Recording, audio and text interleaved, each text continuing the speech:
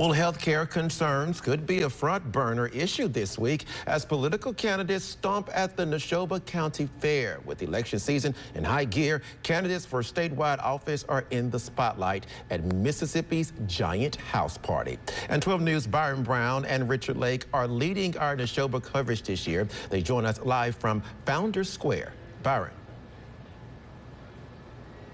Well, Jeremy, everything from health care to taxes will be front and center as the candidates will take the stage behind me beginning first thing tomorrow morning. And our senior political correspondent, Richard Lake, is here. And Richard, what can we expect as these candidates take the stage bright and early tomorrow morning? Right, Brian. Well, you know, the Neshoba County Fair has been the epicenter of state politics for some time now. And for this election year, we are expecting very large crowds and plenty of high-energy speeches. We call this Mississippi's most revered political stomp. It's been going on well over 100 years for candidates to come here and stomp on their speeches. Starting tomorrow morning, it'll be packed, and the people like to hear.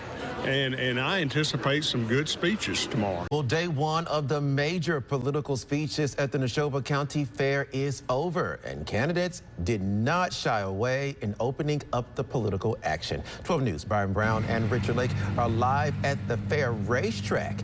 Byron and Richard, what was today like?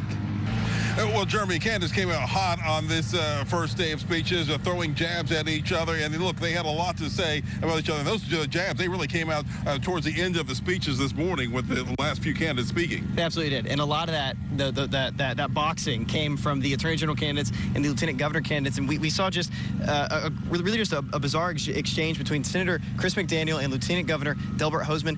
Senator McDaniel actually tried to get Delbert Hosemann to debate him here on the fairgrounds after he stepped off the stage. Lieutenant Governor. We're going back to the cabinet. Excuse me. Lieutenant Governor. That concludes this morning's edition of Political Speaking. Can we do a debate today? Program right here, beginning. Would it be okay if we did a debate today? Hang around. It's going to be a great. Can we do a debate today, please? Let the people hear your positions. Let's debate today. Those were not the only words shared between the two leading candidates for Lieutenant Governor.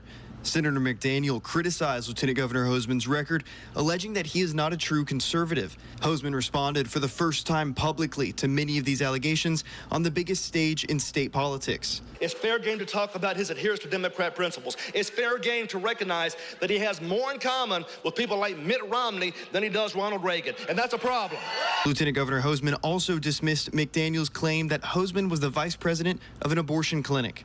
You can yell, you can scream, you can use your friends in the media to cover up for you. It's a verifiable fact that from 1976 to 1990, he was the vice president of an abortion clinic. In like 1976 or 78, I can't even remember, it's 50 years ago, I represented him in some tax matters. In 1981, I quit representing him. You look at this, there's no discussion about the issues, the real issues. And we are expecting some more fireworks up on that stage at Founders Square tomorrow. We'll hear from Governor Tate Reeves and his Democratic opponent, Brandon Presley, tomorrow morning. Brandon Presley has caved in to the most radical liberals in our country. They want to encourage permanent, damaging changes to children's bodies. He stands with them and opposes Mississippi's law that protects our kids. When he comes up here in a few minutes, he's going to do his best to whistle past the problems in Mississippi, including our health care crisis. And much like Nero of old, he's fiddling while our hospitals are burning to the ground. To all the Tate Reeves little insiders and lobbyists and buddies and influence buyers, I want to tell you this. Come November the 7th, in the words of that old Willie Nelson song, you can shut out the lights, the party is over. Thank you very much. I enjoy listening to the speakers, listen to what they have to say. I don't like when other people are rude and interrupt other candidates when they're speaking, so I did not enjoy that part of the speaking today. Well, this has been around for, 175 years, and I think it's a great opportunity to get out and let their supporters come out and hear them on the platform and let other people hear what they have to say. They only get 10 minutes, so they can't run on for an hour or so, and it's healthy politicking.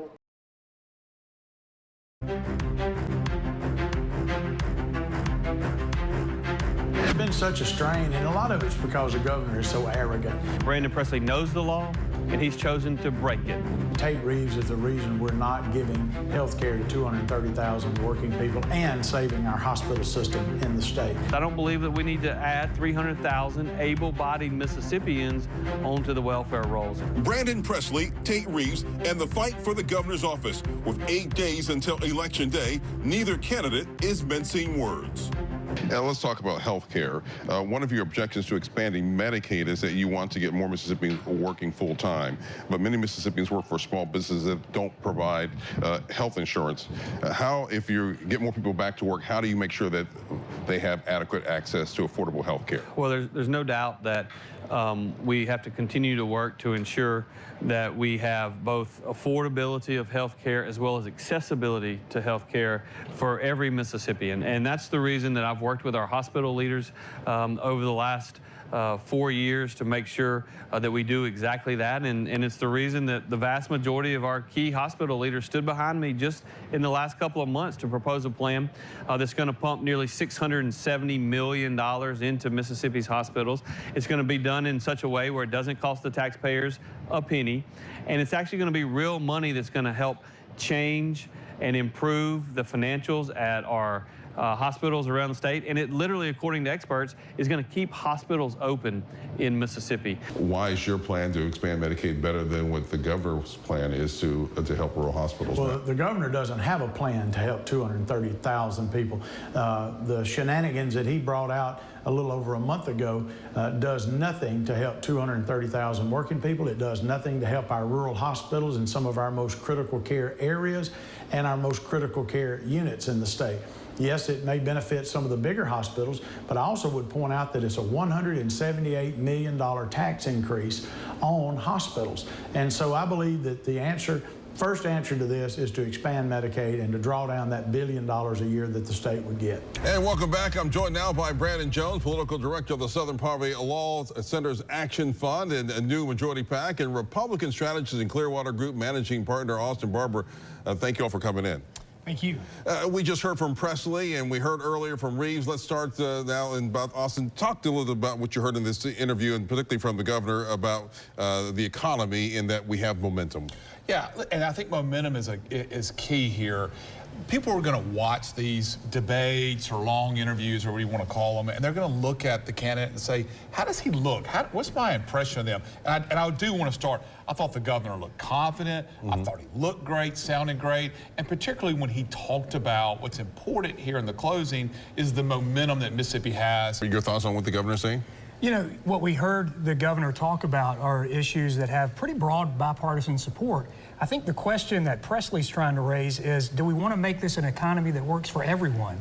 There are people who aren't a part of this economy. There are people who are still struggling at minimum wage. There are people who can't afford health care, which is a huge issue in this state. And so the question is, do we want to do some of these things to incentivize people to invest here, but do we also want to make it an economy that works for others? Mississippi voters will cast their ballots tomorrow in what may be the tightest governor's race we've seen since 2019. So new senior political correspondent Richard Lake took a look back at the 2019 governor's race between former Attorney General Jim Hood and then Lieutenant Governor Tate Reeves. And Richard, what stood out? Well, Byron, many of the issues are the same, and many of the attacks are the same as well when you look at both those races. What's different this year is the sheer amount of money being spent and raised from both candidates and who voters will choose to tackle the biggest issues facing the state. Democratic candidate for governor Brandon Presley and incumbent Republican Governor Tate Reeves have spent a combined $21 million on this race.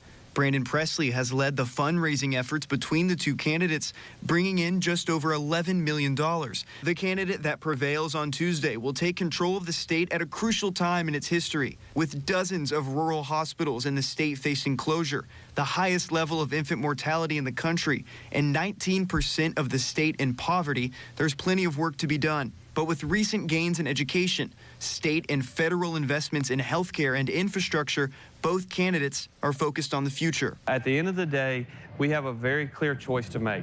Do we want to continue down the path of conservative leadership in which we stand up to the Biden administration, that we tell them that we're not going to take Mississippi in a direction that they're trying to take America? or are we going to go down that path where the Biden administration is going to tell our Democrat liberal governor what to do? I don't think that's going to be a very difficult choice for the people of our state. I think voters are just ready to turn the page on Tate Reeves. I hear that from Republicans. I hear it from independents. Of course, I hear it from Democrats.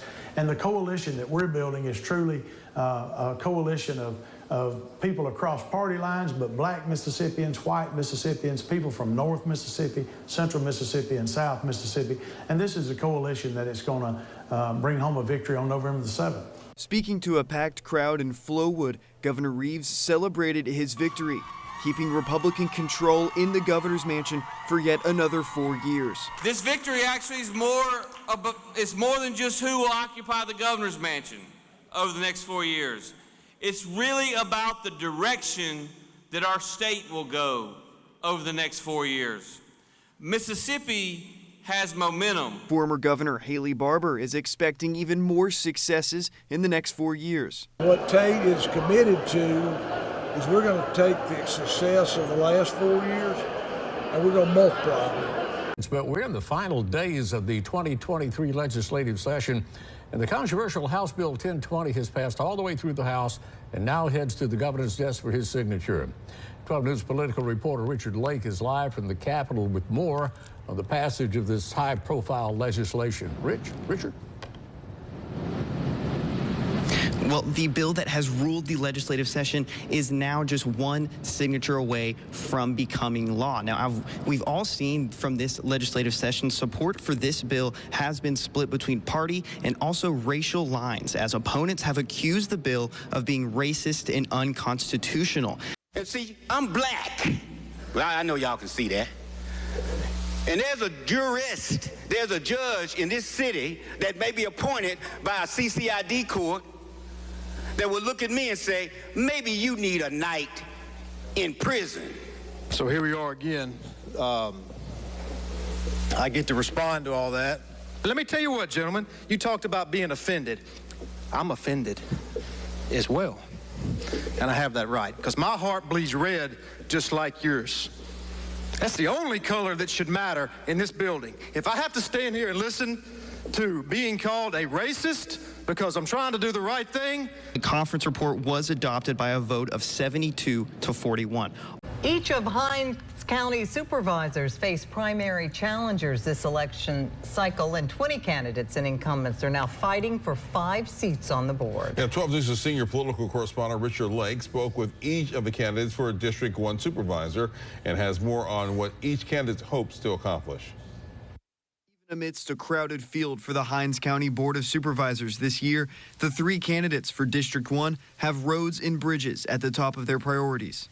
I don't think that some people actually realize how bad our streets are until you get out there and have to travel them. The main thing is the people. You know, the people don't know who to call. The people don't know who to contact when they need something. You know, he don't show up at the neighborhood association meetings, so the people can be able to address the issues that they have in the community. Lugia Hodge says the poor state of Hinds County's roads and bridges can be fixed with a simple reprioritization.